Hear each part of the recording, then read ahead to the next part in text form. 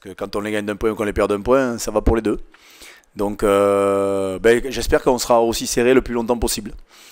Et en espérant basculer du bon côté nous concernant. Mais oui, ça serait des matchs toujours délicats parce que je louais notamment il y a quelques temps le jeu de Pau. Ils sont un peu plus en difficulté, mais c'est aussi lié aux blessures et peut-être aussi à la blessure de Colin Slade qui a manqué un peu de temps de jeu. Il est vrai que le jeune Ashtoy a été incroyablement impressionnant ces derniers temps. Donc non, je trouve que le match de Castres qui a été un peu stigmatisé par l'environnement du club et notamment son président n'est pas aussi catastrophique que ça. Et c'est vrai que le match leur échappe à un moment sur un fait de jeu et qu'après, on le sait, à l'extérieur parfois, il est difficile d'inverser la tendance quand on était à la 9e journée des championnats et plus de Coupe d'Europe. Donc c'était un moment peut-être un peu compliqué comme a pu le connaître Bordeaux chez nous il y a quelques temps. Mais c'est vrai que maintenant il faut remettre le bleu de chauffe pour se préparer. Mais il y a une période de congé qui était déterminée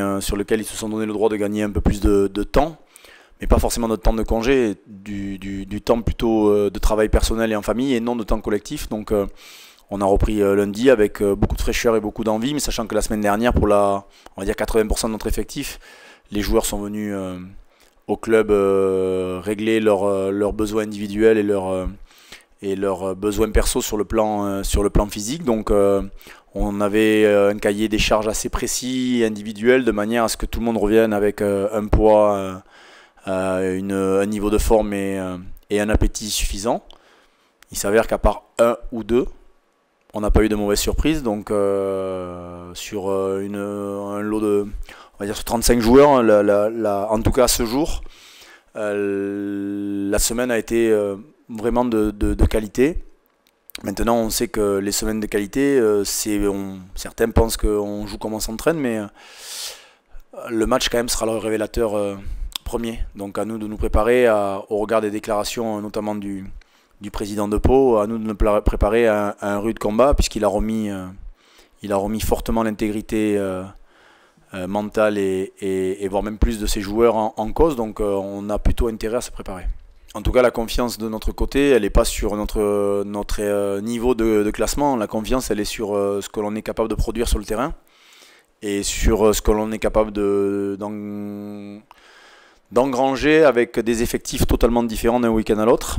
Donc la force collective de notre équipe est certaine. Maintenant, ça c'est ce qu'on vient de vivre sur encore une fois 11 journées, 9 de championnat et 2 de Coupe d'Europe. Mais vous savez que le sport de haut niveau, c'est pas se taper sur le ventre et regarder ce que l'on a fait. Il faut regarder ce qui reste à faire. Et regardez les 10 matchs qui arrivent pour le Stade Toulousain et vous verrez qu'il reste fort à faire, à commencer par le match de Pau. Il y a eu des choix forts de notre part et la volonté d'exposer des jeunes joueurs, mais il y a eu aussi des conjonctures ou des contextes qui nous ont amenés à amener très rapidement des joueurs, ou à exposer des joueurs sur le terrain. Mais dans tous les cas, il est clair que la série que l'on a pu réaliser contre des adversaires qui étaient de qualité, on a forcément emmagasiné la confiance. Après, est-ce que c'est la performance qui amène la confiance ou la confiance qui amène la performance? Je pense qu'il y a un peu des deux. Donc à nous de retrouver l'appétit qui était le nôtre sur cette capacité à créer des déséquilibres et à jouer dans le désordre. Mais j'aimerais que sur le jeu organisé, notamment la capacité sur des phases de conquête précises, sur des choses un peu plus basiques, où d'autres équipes sont peut-être un peu meilleures que nous encore, qu'on soit peut-être un peu plus tueur et un peu plus capable de marquer et de valider nos temps forts. Parce que c'est vrai que souvent on part de très très loin et on joue beaucoup les ballons de récupération et les contre-attaques, mais qu'à un moment ça suffira pas. Même si c'est pour l'instant efficace, il en manquera sur des matchs au couteau ou plus serrés. Moi je compte le récupérer depuis longtemps, mais malheureusement ça sera juste encore, mais il sera dans le groupe ce week-end. Dorian Aldeguerri sera aussi dans le groupe élargi du week-end, mais après honnêtement je sais pas il est assez simple le groupe puisque c'est quasiment les mecs valides que nous amenons à Pau. Ben déjà il va falloir qu'il se remette au niveau des performances de ses concurrents. Et puis il va nous amener la rotation nécessaire pour ne pas avoir à jouer avec deux seuls piliers droits tout au long d'une saison, mais Mais je crois que l'émulation que l'on a réussi à créer cette année est un peu dans la lancée de ce que l'on avait fait la saison passée.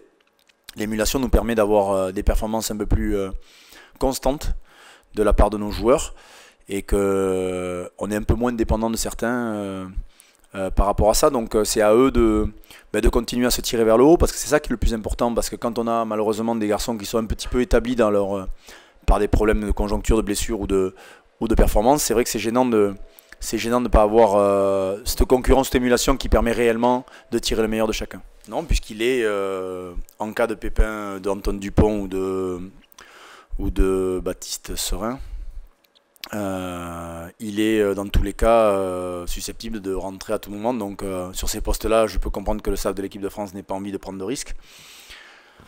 Malheureusement, ça nous porte préjudice, mais on n'est pas à ça près.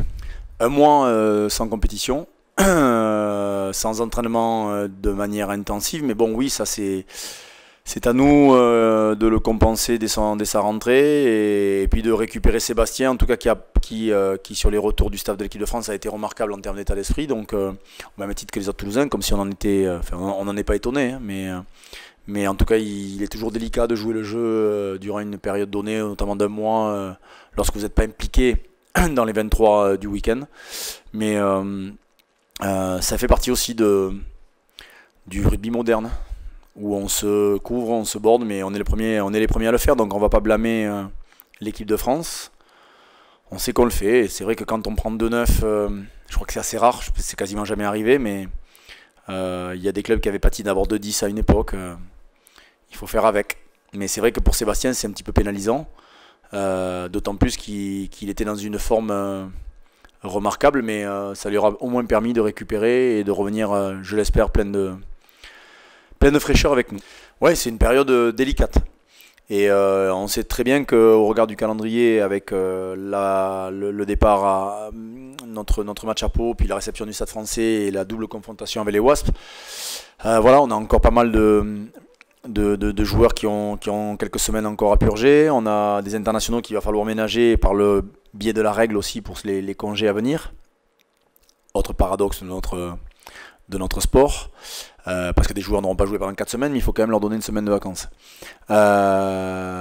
Mais ça fait partie de la gestion qui est la nôtre. On sait aussi, et c'est pour ça qu'on est assez lucide et qu'on claironne pas et qu'on fait attention à tout ce qui se dit et ce que l'on dit.